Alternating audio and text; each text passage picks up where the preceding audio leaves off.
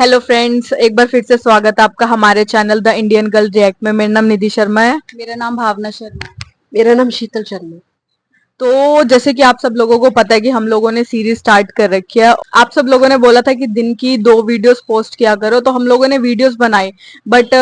Sudden उसमें जब हम लोग वीडियो एडिट कर रहे थे तो हमें पता चला कि उसमें वॉइस हमारी जो है वो आ ही नहीं रही है। तो आज जो हमारी वीडियो है उसमें फिलहाल जो हमारे रिएक्शंस हैं और जो हमारा इंट्रोडक्शन है वो हम दे रहे हैं, और उसके बाद जो हमारी पहले वाली वीडियो हम वो क्लिप इसमें ऐड ऑन कर देंगे।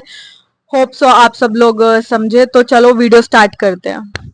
बिस्मिल्लाहिर्रहमानिर्रहीम। अस्सलाम वालेकुम। पिछले चैप्टर के अंदर मैंने आपको सूरह कहफ का एक बैकग्राउंड बताया था, क्योंकि इसी सूरह में हज़रत ज़ुल्क़ुरनैन अलैहिस्सलाम का वाक़या बताया गया है।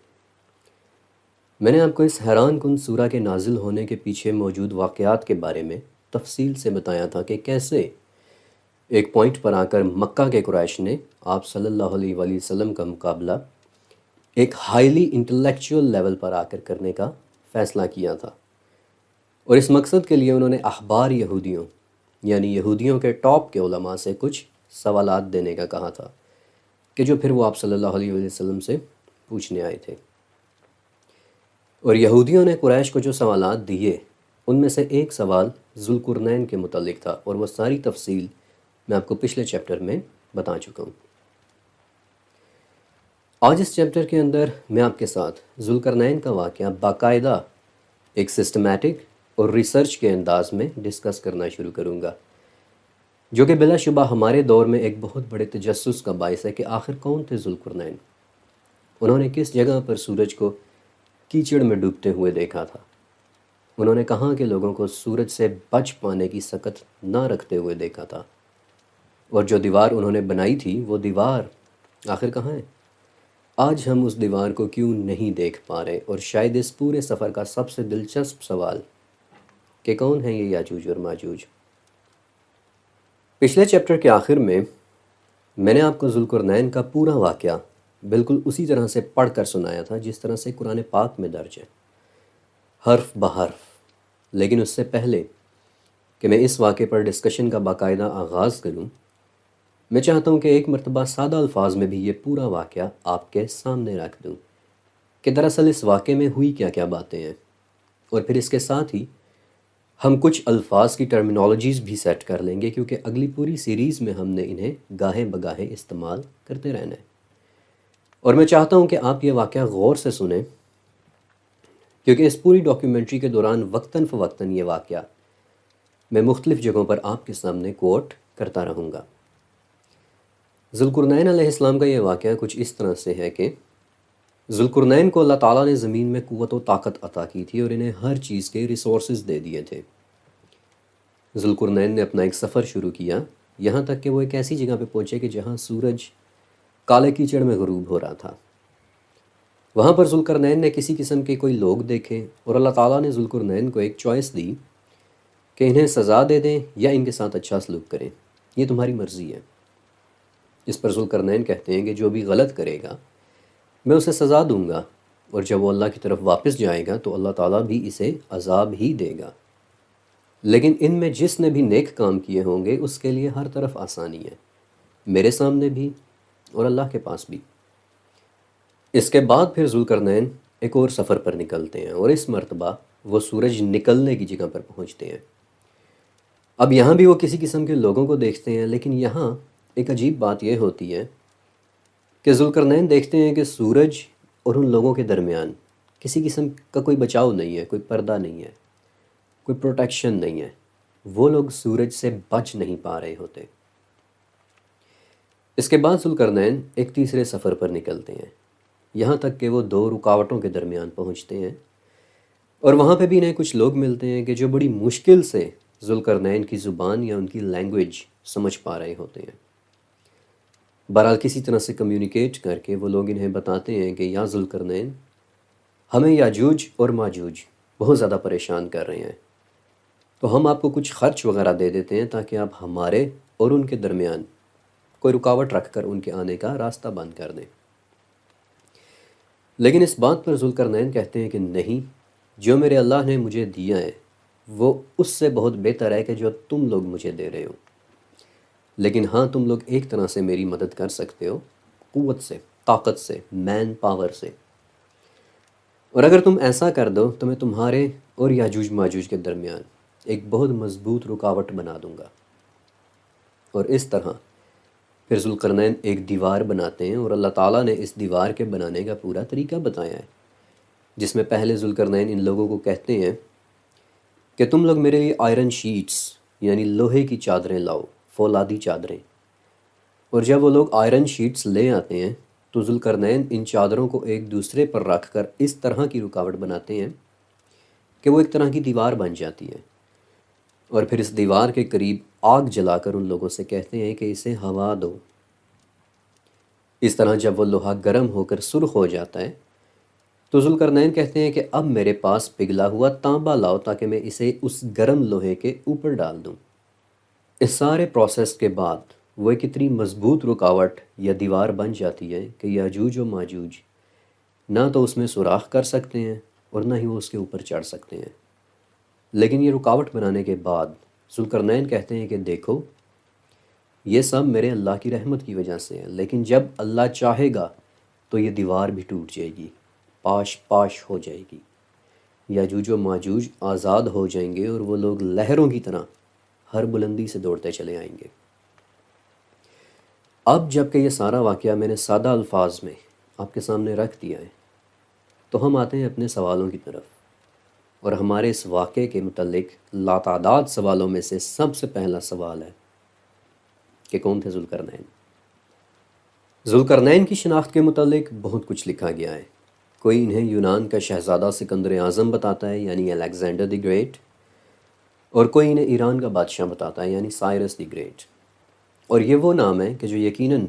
آپ نے بھی سن رکھے ہوں گے۔ لیکن ذوالقرنین کے متعلق ایک رائے یہ بھی ہے کہ وہ کسی زمانے میں گزرے عرب کے ایک بادشاہ تھے۔ آگے چل کر نہ صرف ان تمام ناموں کو میں آپ کے ساتھ ڈسکس کروں گا، بلکہ ان سے ہٹ کر کچھ نام اور بھی بتاؤں گا کہ جو شاید آپ نے کبھی سنے بھی نہیں ہوں گے۔ البتہ ایک بات جو یقیناً آپ سب جانتے ہوں گے کہ لفظ ذوالقرنین کا ایک مطلب ہوتا ہے دو قرن والا، اور قرن کا کیا مطلب ہوتا ہے؟ اس لفظ قرن کے عربی میں 35 معنی ہوتے ہیں، اور ان میں سے کئی ایک معنی ایسے ہیں کہ جو ذوالقرنین کے نام پر ٹھیک ٹھیک فٹ بیٹھتے ہیں۔ مثلاً قرن کا ایک معنی ہوتا ہے دو سینگوں والا، اور اسی معنی کی وجہ سے کچھ سکولرز کہتے ہیں کہ چونکہ ذوالقرنین اپنے سر پر دو سینگوں والا ایک ہیلمٹ پہنتے تھے اس لیے ان کا یہ نام ہوا۔ ذوالقرنین کا ایک اور مطلب دو صدیوں والا بھی ہوتا ہے، اور اس وجہ سے کچھ علماء یہ بھی کہتے ہیں کہ چونکہ وہ 200 سال تک جیے تھے اس لیے ان کا نام ذوالقرنین ہوا۔ پھر کچھ علماء یہ بھی کہتے ہیں کہ چونکہ وہ دنیا کے ایک سرے سے لے کر دوسرے سرے تک گئے تھے اس لیے بھی ان کا نام ذوالقرنین ہوا، یعنی دو ایکسٹریمز والا۔ ذوالقرنین کا مطلب دو زمانوں والا بھی ہوتا ہے، اور کچھ سکولرز کے مطابق یہ نام اس لیے بھی ان کے کریکٹر پہ پورا اترتا ہے کہ ان کے ساتھ دو زمانے منسوب ہیں، یعنی ایک زمانہ وہ تھا جب ذوالقرنین نے زمین میں سفر کیے تھے اور یاجوج و ماجوج کو دیوار کے پیچھے بند کیا تھا، اور دوسرا زمانہ وہ ہوگا کہ جب یاجوج ماجوج نے دوبارہ کھل جانا ہے، یعنی قیامت کے قریب کا وقت۔ پھر کچھ علماء یہ بھی کہتے ہیں کہ ذوالقرنین کا نام ذوالقرنین اس لیے ہوا کیونکہ ان کے سر کے دونوں طرف بالوں کی دو لمبی لمبی لٹیں لٹک رہی ہوا کرتی تھیں۔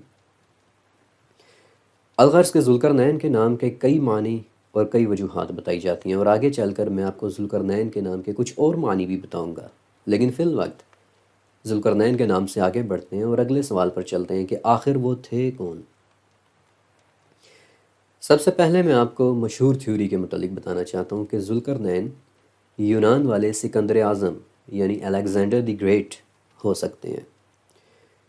اور آپ اس تھیوری کی شہرت کا اندازہ یہاں سے لگائیں کہ ہماری جنریشن کے ذہنوں میں بچپن سے ہی ذوالقرنین کا پورا نام ذوالقرنین سکندر بیٹھ چکا ہے، بلکہ آج بھی میں نے کئی لوگوں کو یہ واقعہ سناتے ہوئے یہی لفظ استعمال کرتے دیکھا ہے، یعنی ذوالقرنین سکندر۔ سکندر اعظم آج سے تقریباً 2300 سال پہلے گزرے ایک یونانی شہزادے کا نام تھا، اور مسلمانوں کا ایک بڑا طبقہ ہے کہ جو الیگزینڈر دی گریٹ کے ہی ذوالقرنین ہونے پر یقین رکھتا ہے، اور ان کے ایسا ماننے کی کچھ وجوہات تھیں بھی۔ اور اب میں آپ کے سامنے وہ تمام دلائل رکھنے والا ہوں کہ کیا واقعی الیگزینڈر ہی ذوالقرنین تھا یا نہیں۔ سکندر اعظم یا پھر الیگزینڈر دی گریٹ کو کئی باتوں کی وجہ سے ذوالقرنین سمجھا جاتا ہے۔ مثلاً سب سے پہلے اور سب سے آبویس وجہ کہ الیگزینڈر نے بھی بالکل ذوالقرنین کی طرح ہی مغرب سے لے کر مشرق تک کا سفر کیا تھا۔ اس نے یونان کے شہر میسیڈونیا سے اپنے ملٹری سفر کا آغاز کیا اور علاقوں پر علاقے فتح کرتا ہوا انڈیا تک آ پہنچا، اور دنیا کی تاریخ میں ایک بہت بڑی سلطنت بنائی جسے آج ہم دی گریک ایمپائر کہتے ہیں۔ پھر الیگزینڈر کو ذوالقرنین ماننے کی دوسری وجہ یہ ہے، اور بائی دا ویز جو کہ بہت مزے کی بات ہے، کہ ارل پہاڑوں کے علاقے یعنی جو آج کا ترکمانستان، تاجکستان، ازبکستان اور کچھ حد تک ایران کا علاقہ بھی ہے، یہاں جب الیگزینڈر نے اسکائتھینز کو ہرایا تھا، یعنی کہ وہ لوگ جو اس وقت ان پہاڑوں میں رہا کرتے تھے اور ذرا نیم وحشی قسم کے لوگ تھے، تو الیگزینڈر نے انہیں باقی دنیا سے دور رکھنے کے لیے کوکاکس پہاڑوں کے سلسلے میں ایک دیوار بنا دی تھی، تاکہ وہ لوگ الیگزینڈر دی گریٹ کی بسائی ہوئی ایک مہذب دنیا کی طرف نہ آ سکیں۔ یہ بڑی دلچسپ بات ہے اور شاید بہت کم لوگ اس فیکٹ سے واقف ہوں گے۔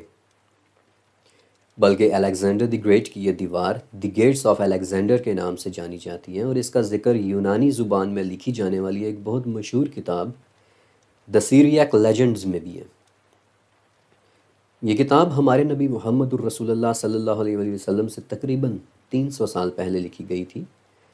اور ویسے تو یہ کافی مشہور کتاب ہے، لیکن ہو سکتا ہے کہ آپ اسے کسی اور نام سے جانتے ہوں، مثلاً دی الیگزینڈرز رومانسز، یعنی سکندر اعظم کی زندگی کے واقعات کی کتاب۔ اگر آپ حیران ہو رہے ہوں کہ رومانس کا مطلب واقعات کہاں سے ہو گیا، تو 16ویں صدی کی انگلش میں رومانس روز مرہ کے کاموں کو کہا جاتا تھا۔ اب عجیب بات یہ ہے کہ اس کتاب میں کچھ باتیں واقعی ایسی ہیں کہ جنہیں پڑھ کر لگتا ہے کہ شاید الیگزینڈر دا گریٹ واقعی ذوالقرنین تھا۔ مثلاً جیسے ذوالقرنین کو سورج ایک کالے کیچڑ میں ڈوبتا ہوا نظر آتا ہے، ویسے ہی سیریاک لیجنڈز میں لکھا ہے کہ الیگزینڈر دی گریٹ کو مغرب میں ایک زہریلا سمندر ملا ہے کہ جس کے پانی میں پھر اس نے سزا یافتہ مجرم کو بھیج کر سزا دی تھی، بالکل ویسے ہی جیسے ذوالقرنین نے کالے کیچڑ والوں کی اچھائی اور برائی کے بارے میں ایک بات کہی تھی کہ جو برا کرے گا میں اسے سزا دوں گا۔ اور جس طرح ذوالقرنین کو ایک ایسی جگہ ملی تھی کہ جہاں سورج طلوع ہو رہا تھا، ویسے ہی سیریاک لیجنڈز کے مطابق بالکل ایسی ہی ایک جگہ الیگزینڈر دا گریٹ کو بھی ملی تھی جہاں کے لوگ سورج سے بچ نہیں پا رہے تھے۔ الیگزینڈر دی گریٹ کو ذوالقرنین ماننے کی دوسری وجہ دراصل الیگزینڈر دی گریٹ کے 2 سینگ ہیں، اور میں آپ کو ان سینگوں کی ایک چھوٹی سی بیک گراؤنڈ سٹوری ضرور بتانا چاہوں گا، کیونکہ یہ آپ کو بڑی دلچسپ اور حیران کن لگے گی، اور مزے کی بات کہ یہ سٹوری یا یہ داستان بالکل سچ ہے۔ جب سکندر اعظم یعنی الیگزینڈر دا گریٹ نے اناطولیہ میں بیٹل آف ایزوس لڑی تھی اور وہاں سے آگے چل کر ایجپٹ یعنی مصر فتح کیا تھا، تو اس وقت مصر کے پجاریوں نے الیگزینڈر دی گریٹ کی طاقت سے انسپائر ہو کر اسے آمون کا بیٹا ڈکلیئر کر دیا تھا۔ اور یہ بڑی اہم بات ہے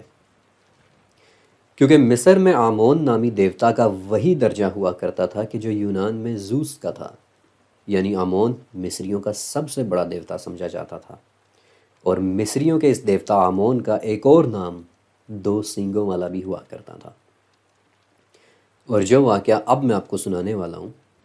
اس واقعے کو یونان کے کم از کم 5 مورخین یعنی پلوٹارچ، ڈیوڈورس، کرٹس، آرین اور جسٹن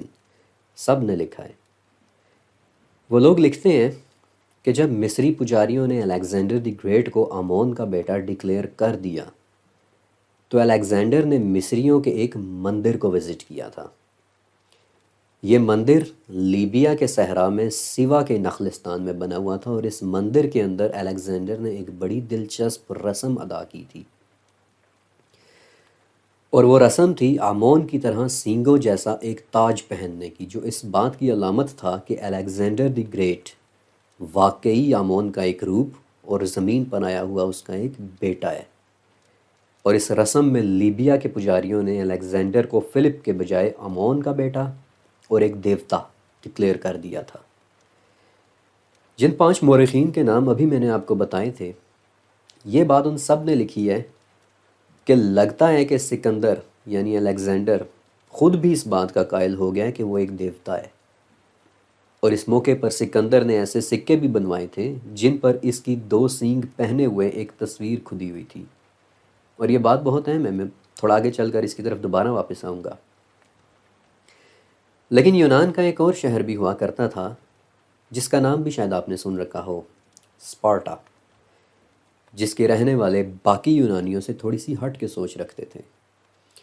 یہ لوگ خود کو بالکل آزاد تصور کیا کرتے تھے، اور ان کی آزادی کے کانسیپٹ پر ابھی کچھ ہی عرصہ پہلے 300 کے نام سے ایک بڑی مشہور فلم بھی بنی تھی۔ یہ لوگ یونانیوں کو زیادہ پسند نہیں کرتے تھے، لیکن ایک وجہ ہے کہ میں آپ کو اسپارٹا کے متعلق بتا رہا ہوں، اور وہ یہ کہ اسپارٹا سے ملے ہوئے ایک ڈاکیومنٹ سے الیگزینڈر دی گریٹ اور سیوا کے نخلستان والے اس واقعے کا ایک ثبوت ملتا ہے کہ یہ واقعہ سچ تھا۔ اس ڈاکیومنٹ کا نام ہے دی اسپارٹن ڈکری، اور اس میں انہوں نے لکھا ہوا ہے کہ سیوا کے مندر میں اگر الیگزینڈر خود کو ایک خدا سمجھتا ہے تو سمجھتا رہے۔ لیکن ان سب باتوں کو جان لینے کے بعد کیا سکندر اعظم یعنی الیگزینڈر دی گریٹ ذوالقرنین ہو سکتا ہے؟ نہیں،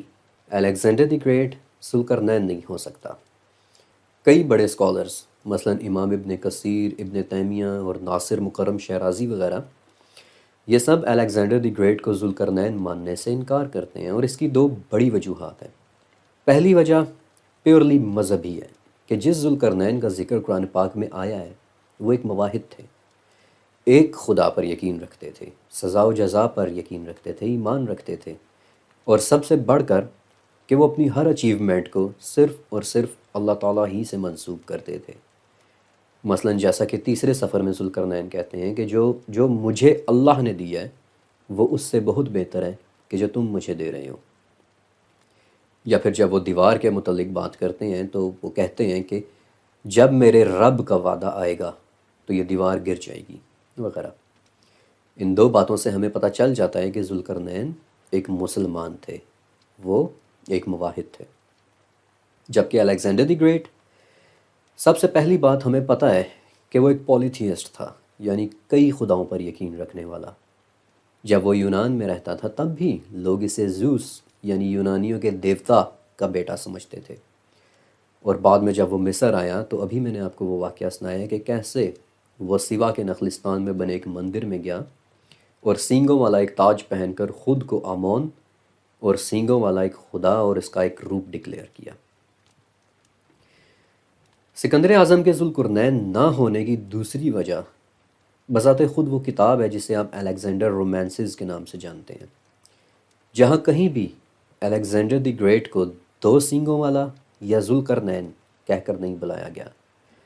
بلکہ پورے کے پورے سیریاک لیجنڈ میں الیگزینڈر کا نام الیگزینڈر ہی ہے۔ لیکن اس سے زیادہ اہم بات یہ کہ اگرچہ اس کتاب کے کچھ واقعات اور کچھ کردار تو واقعتاً حقیقی ہیں، لیکن در حقیقت الیگزینڈرز رومانسز ایک بہت زیادہ فیبریکیٹڈ لٹریچر ہے، یعنی اس کتاب میں ایسے ایسے واقعات بھی لکھے ہوئے ہیں کہ جن کا الیگزینڈر دی گریٹ کی اصلی زندگی یا بایوگرافی سے دور دور تک کوئی تعلق نہیں۔ پھر الیگزینڈر دی گریٹ آج سے تقریباً 2300 سال پہلے گزرا ہے، اور اس کی زیادہ تر زندگی اور عادات ہمارے علم میں ہیں، اور یونان کے الیگزینڈر کا ذوالقرنین ہونا تقریباً ناممکن ہے۔ تاہم ایک بادشاہ اور بھی ہے جس کے متعلق مسلمانوں کی ایک بڑی تعداد مانتی ہے کہ وہ ذوالقرنین ہو سکتے ہیں۔ وہ بادشاہ کون تھے اور کیا وہ ذوالقرنین ہو سکتے ہیں، اس کے متعلق میں آپ کو انشاءاللہ اگلی قسط میں بتاؤں گا۔ اللہ حافظ۔ تو آپ نے دیکھ لی ہوگی، یہ تھی ہماری آج کی ویڈیو کافی زیادہ اچھی تھی۔ تو جس طرح سے اس ویڈیو میں بتایا گیا جو ذوالقرنین جی تھے وہ کس طرح سے اپنے سفر پہ نکلے، ان کو راستے میں کئی چیزیں ملی، جیسے کہ انہیں ایسی جگہ ملی جہاں پہ سورج کیچڑ میں ڈوبتا تھا، اور ایک ایسی جگہ بھی ملی جہاں پہ ایک قوم رہتی تھی، اور انہوں اس قوم جو وہ قوم تھی وہاں پہ यजूज मजूज नाम के दो व्यक्ति उनको आगे परेशान करते थे, तो उस कौम ने उनसे रिक्वेस्ट की थी कि आप प्लीज हमारी हेल्प करो, आप हमें इनसे बचाओ। तो उन्होंने वहां पे वो दीवार भी बनाई, उनकी हेल्प करी। और उन्होंने जब जहाँ पे वो सूरज डूबता है, मे बी वहां पे एक कौम ऐसी थी जहाँ पे उन्होंने कहा था ना कि भाई आप इनको सजा दे सकते हो अगर आप देना चाहते हो।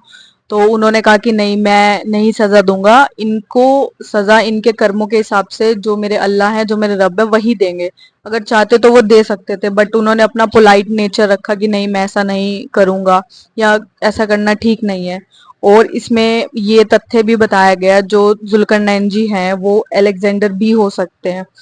इससे रिलेटेड उन्होंने कई चीजें बताई है, क्योंकि अलेक्जेंडर जो थे वो भी भ्रमण पे निकले थे, है ना, एक जगह से, मतलब कि लगा लो कि पूर्व से पश्चिम तक का उन्होंने सफर किया था, और सेम जुल्करनैन जी ने भी सफर किया था, और वो भी सींग वाला हेलमेट, उनसे उनके कंपेयर किया गया, जो कि वो भी सींग वाला जो है अपना हेलमेट पहनते थे, और उनको भी जो है वैसे ही दिखाया गया एक पिक्चर में। तो उनको कहा गया कि मे बी ये अलेक्जेंडर ना हो सकते, है ना। दूसरा वो और 2 दशक तक जिए थे, तो इस वजह से उनको कहा था, उनका ये नाम पड़ा था कि ये जुल्करनैन है करके, है ना। जुल्करनैन इसलिए पड़ा था ना क्योंकि वो एक सदी से लेकर दूसरी सदी दो तक, सदी तक, दो हाँ। सदियां उन्होंने अपनी आंखों से देखी थी कि किस तरह से एक सदी से दूसरी सदी में चेंजेस आते हैं, लोग कैसे बदलते हैं, वो सब चीज। तो ये भी कुछ रीजंस थे कि वो, उनका नाम जुल्करनैन पड़ा। और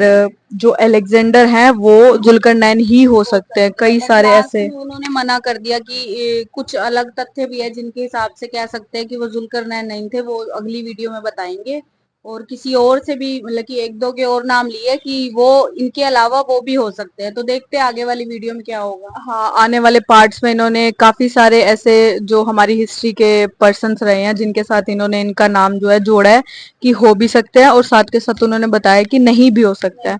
तो ये थी हमारी आज की वीडियो, मिलते हैं आपसे नेक्स्ट वीडियो में। तब तक के लिए आप हमारी वीडियोस को लाइक शेयर कमेंट करते रहना, और अगर चैनल पर नए हो तो चैनल को सब्सक्राइब जरूर करना। Thank you so much.